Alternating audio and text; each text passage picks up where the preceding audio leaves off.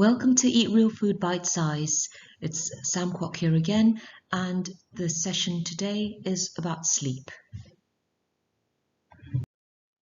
This program has been accredited and approved by Quizmet. These videos are intended for educational purposes. These videos do not constitute medical advice. Please contact your doctor or nurse if you require medical advice.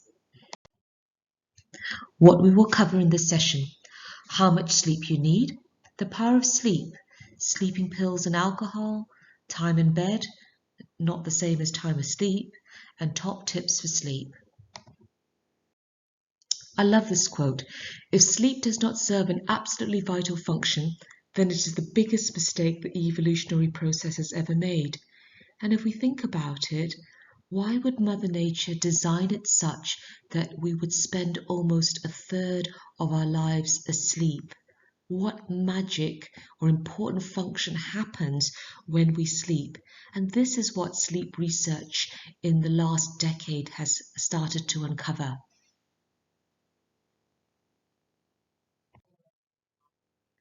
So how much sleep do I need?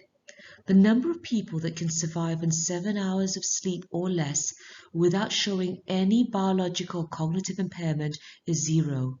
We need a minimum of 7 hours of sleep per night for health. And it's estimated that a third of Americans get 6.5 hours of sleep and a third get less than 6.5 hours of sleep. And Brits are probably not any different.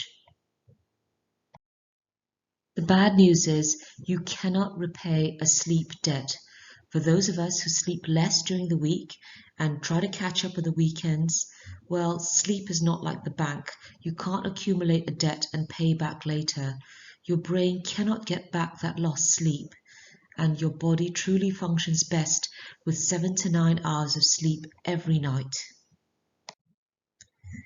The potential benefits of a good night's sleep include increased energy, improved concentration, greater capacity to learn. That's why it's so important for children to get enough sleep, because they're learning lots and lots and very quickly. You also make better food choices. We know that because we eat badly when we're tired. It improves immune system function. It enhances autophagy, which is cellular cleansing. You get better memory, increased life expectancy, reduced risk of being overweight, reduced stress levels, reduced risk of developing dementia, this is especially important, and reduced risk of developing all chronic disease. Amazing restorative and cleansing processes happen in our brains in a sleep state. Sadly, the reverse is true. Lack of sleep is linked to heart disease, diabetes, dementia, poor memory and impaired learning, infection, depression, and lots more. Sleeping pills, unlike what a lot of people think, do not give you true sleep. Sleeping pills and alcohol only sedate you. They do not give you the real sleep where the magic happens in your brain. And time in bed is not the same as time asleep. You are considered healthy if you have a sleep efficiency of 85%.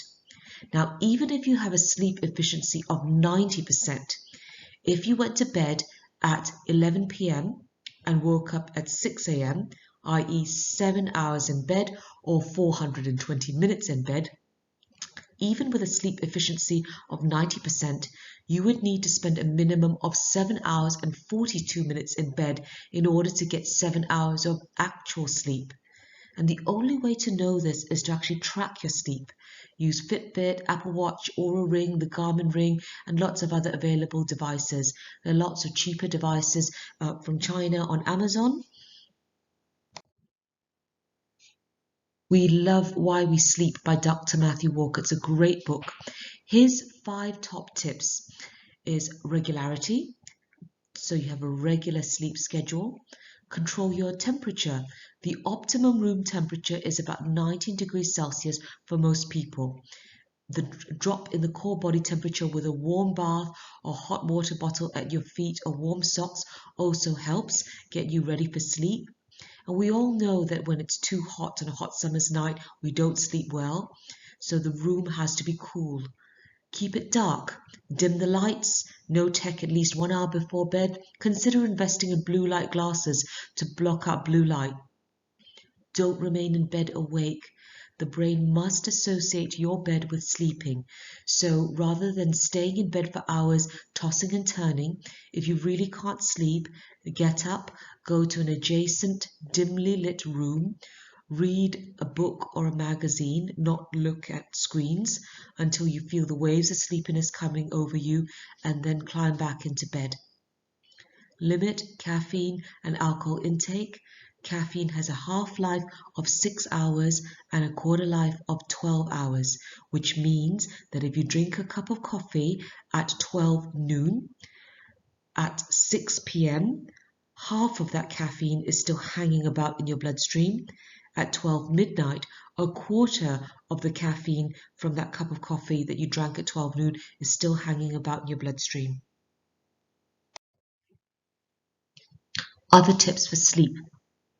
Expose yourself to daylight during the day.